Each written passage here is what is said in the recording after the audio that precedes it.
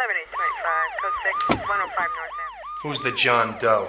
We're running a check on the license plate now.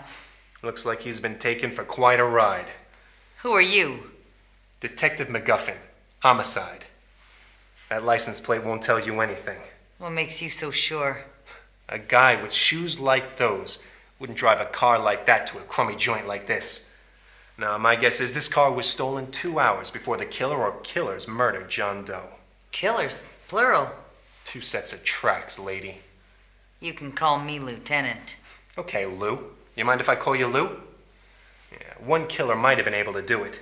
But my guess is this is a plot with 3 characters. 3? You got a whatchamacallit? A whatchamacallit? Yeah, a light. A match? A flashlight, Lou. Here. You see that? What? Sand on his shoes. Before the murder, they had been walking on the beach. Maybe had been for a meal at Don Angelo's and had had an argument. Don Angelo's? Yeah. You see the check sticking out of his pocket? She had told him something at the restaurant. She? Are those your footprints, Lou? No. Good. I like a woman who wears sensible shoes. Maybe she had asked him for a divorce. That's it.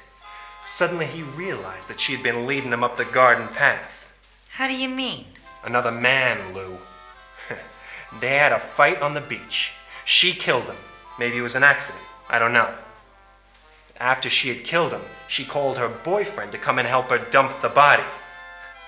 If John Doe had kept his cool, none of this would have happened. You like using the past perfect tense, don't you? There's nothing perfect about the past, Lou.